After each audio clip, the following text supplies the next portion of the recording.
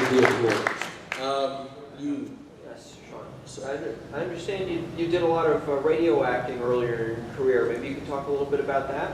I had I did every show. She mentioned the Smiths of Hollywood. I did Barbara Winsock on Date with Judy every week. I did Frances Langford's sister on the Frances Langford show. I did Mayor of the Town. Dr. Christian, all the sick children on that. I did, if there was a child's role, a woman, a little girl, I usually got it.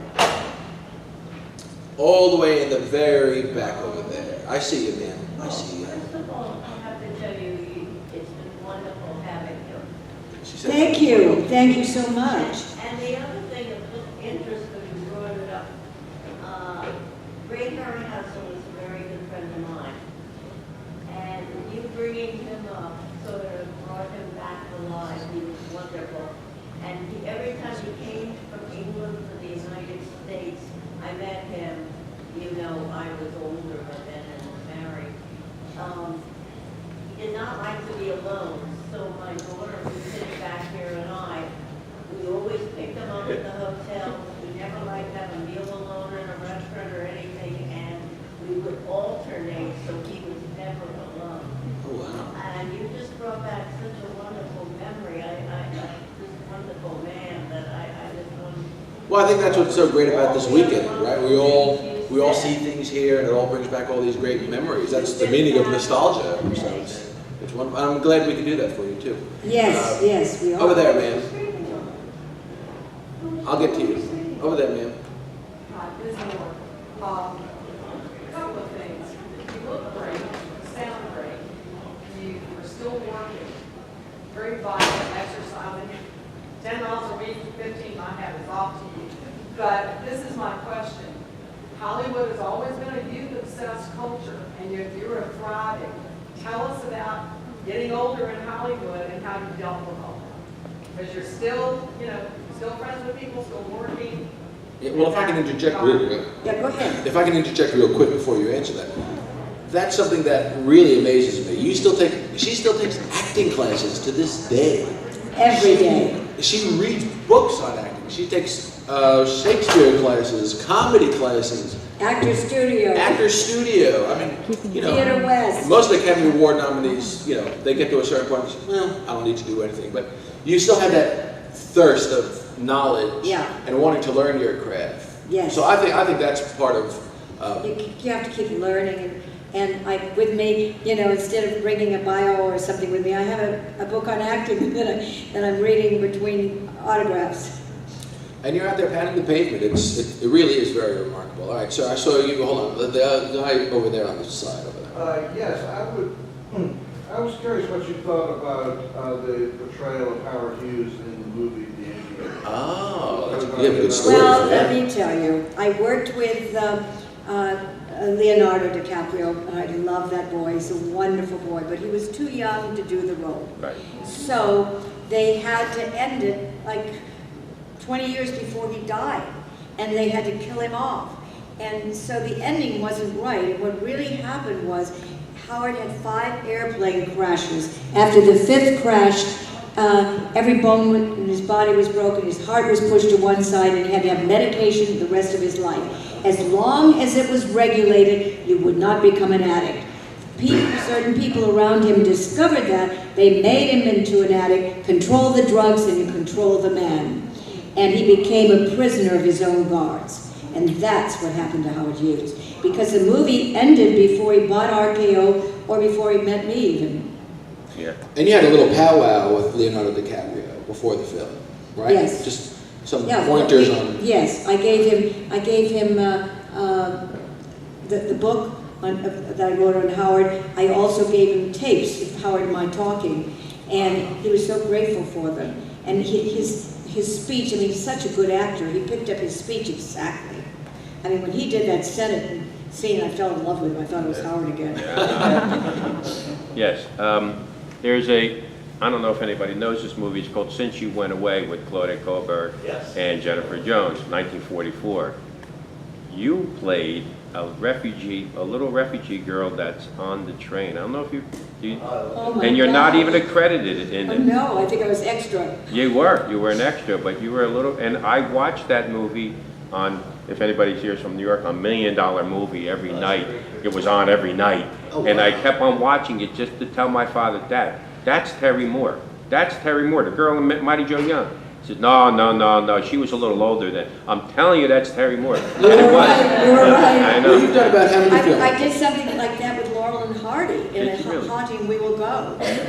Wow. You've done about 100 films. So Yes, it must be hard to remember every little. Yeah, well, 75 films after I grew up. As Terry Moore, Yes, right. Terry Moore, Yeah. where I had a first, second, or third billing. Uh-huh. I saw some hands up over here on this side. Okay. I talked to you a couple of days ago. I was interested that you had never seen the Great War movie Between Heaven and Hell with Robert Wagner. I know a lot of actors don't like to see their own work on the screen. Are there a lot of your movies you've never seen? Yes, I haven't seen many of my movies. It's just amazing. I just bought one and I'm going to see it when I get home, called Postmark for Danger. I don't think it was that good, but I'll watch it. Yes.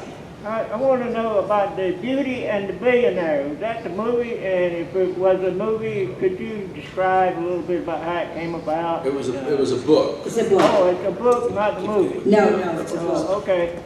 Why, could you explain a little bit how it came about that you had the book?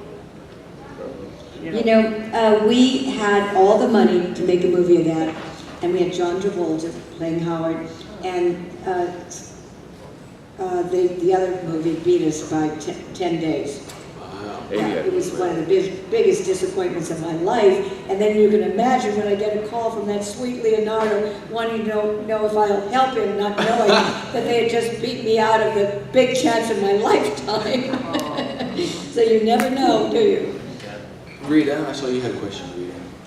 Did you ever meet or work with Gene Peters? Gene Peters? Yes, I did. We were both under contract to 20th Century Fox together. And I was married to Stuart Kramer. I had my 2 children with him. And before I was married to him, Gene was married to him. And everybody, we seemed to, our lives cross all the time. I went with Bill Sharman. I don't know if you know him. He was a great coach and played for the Celtics. He holds the record for free throwing in basketball. But he was watching a movie and thought it was me. He said, "You're on such and such," and it was Gene. So I guess we looked alike, but we weren't built anything alike. So if you just saw our faces, we kind of looked alike. What do you think of Hollywood today? I'm curious. I'm curious. What do you think of Hollywood today? Just the way everything's... Awful. It's just not the same. I mean, Hollywood Boulevard, you take your life in your hands. I go there to the Stella Adler Theater twice a week to study Shakespeare. And I mean, there was a murder there recently. The people, I feel so safe here. I got They're all attacked. such wonderful people here. It's really Let's stay here. I know. Stay here. Do you have an extra room? Yeah. It's just the people are just so nice here. And it used to be that, It's that Southern hospitality. Yeah. I mean, I grew up a lot on my Or Middle grandparents' farm in Utah and Idaho, so, I mean, I'm much more, and then I was adopted by, my adopted brother owns Preston Madden. And he started the Kentucky Derby, the family in Kentucky. And he's had 7 Kentucky Derby winners and the first Triple Crown winner ever. And we talk, in fact, my new grandson's named after him, Preston. And so we're so close. He's a wonderful, wonderful man. In fact, the first thing he did was made him a colonel. My grandson at 2 months is already a Kentucky colonel. There's a question over here. Yes. I do historical and family research in Maryland. I was talking about you earlier as part of my family, and you said you're friends with Marilyn Monroe. How did you meet, and what was she really like a person? Was she that vulnerability, like there was some screen, or was...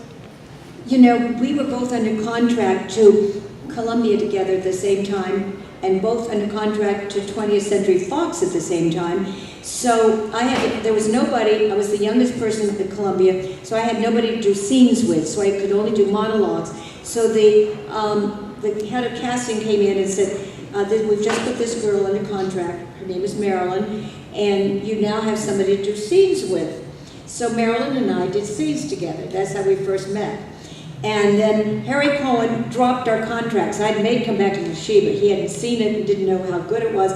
He dropped both, that she'd made Girls to the Chorus. He dropped both of our contracts the same week, and we both were picked up by Daryl Zanuck at 20th Century Fox. The same thing happened over there. I would take her home to dinner. My family, liked her. And Marilyn was very sweet, very vulnerable. When you say, what was she like? It's very hard to say, because she was very private. And it's very hard to say who anybody's really like, isn't it? Yeah, and that privacy and vulnerability runs through that family. I've seen generations of that same behavior. And with her being Lana Turner's cousin, I can see some of the same characteristics between them. I knew them both pretty well. You, sir? At the risk of asking an embarrassing question, your Playboy pictorial at age 55 was historical. Can you tell us about how that came about? Sure, it was, Terry. My husband came to me and told me that they wanted to do that because it had just come out. I tried everything to keep it private that Howard and I were married. I didn't want it to come out. The family sued me, the Hughes family, because they thought I was going to sue them. But they lost. Yeah, they did, and they did. So we went ahead with it. I had to get a lawyer then, and my husband got a PR person, and they came and Playboy said, please, we want to do a cover, and inside I said, no way. And they said, well, just let us take some pictures. We'll do them like old paintings. We'll do them with taste, and so forth and so on. And then you can see the pictures first.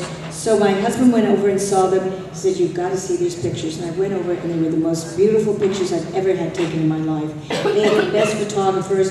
It was Ken Marcus, the famous photographer Ken Marcus. Oh, he was good. So I went over, and I said, okay. And I got to okay each picture. And anyway, and I'm good friends. Every weekend, my sister and I, stand up, Marge. It looks like Connie Stevens. We go to the mansion, the Playboy Mansion, and we have dinner with him and his closest friends, and we see a movie. Friday and Saturday are old movies, Sunday's a new movie. And he's a very sweet man. Very. And Hef loves old films. Yeah, he loves the old black and white. He knows more about movies than practically anyone. He actually spends a lot of money to help preserve films and actually to restore films. In fact, he offered me, I think he said, if you ever find a copy of London After Midnight, I'll give you like $1 million cash or something. Whoa. Oh, by the way, so if anyone has London After Midnight, I'll give you $500. Anyway, I know I saw a couple of other heads somewhere. But if you, There, a young one. Oh, and we were just talking about Playboy. You worked with Jimmy Durante on The Great Rupert. yes. Could you tell us about working with you? Tell us about Jimmy Durant. Oh, Jimmy was so much fun. In between, he had his people who were always with him, from vaudeville, and they all played the piano and wrote music between every scene. So he was just so busy. He was entertaining between every scene. So it was fun. It was a lot of fun. And I did all the animal pictures. Mighty Joe Young was a gorilla, Son of Lassie was the dog, Rupert was a squirrel, October was a horse. I was a little girl for a long while in the animal picture, so I never thought I'd ever end up on Playboy. But it's become very popular. Yes. Anyway, we'll talk about that. All right. Who else has any? We'll do a couple more questions, right? I see two hands, so we'll get you two and then we'll finish. You, ma'am. So when my grandmother was young, she was slated to be a dancer on the big screen. Her father told her, "You can't go on because you need to have a family." So what I understand from that period was there's a stigma between being in movies and being famous as a woman and also having a family. Did you find that to be the case? No, never did. But you know what, I'm very lucky because I started out so young. Like, I was really a star just before I was 18, and I never had anybody chase me or get fresh with me, and I'm always asked about that. I always had great respect from my producers and directors, always. And Howard always told me, don't dip the pen in the office ink. So I never had affairs with any of my leading men or anybody. No casting couch stories at all? No. All right, last question to you, sir. Yeah, the very first movie I ever saw you in was King of the Tiger Rifles, and it's still a great favorite of mine. Is there any other particular stories of that or memories that you'd like to share? It was one of the most enjoyable movies I've ever made because we had a very spiritual relationship and exchanged those kind of books. And just working with him was so wonderful. And we made it in Lone Pine, so we were away. It was a very quiet, spiritual place anyway. And working with Tyrone Power, there was nothing like it, ever. He was my favorite of all my leading men, and there's been many. Wow. Well, Terry, I just want to thank you for Thank you. coming. Oh, wait, he's been my favorite. How did you cast and come back with Sheba, and how about working with Charlie Lee? Oh, they screen tested everyone from Marilyn Monroe to Shirley Temple to me, and I wasn't supposed to be sexy because I was the little girl in the animal pictures, but Danny Mann was from New York, and he didn't know Terry Moore wasn't sexy, so I got the role. Well, folks, Terry will be downstairs, so come on by, say hi, take a picture, get an autograph. Thank you, Terry Moore.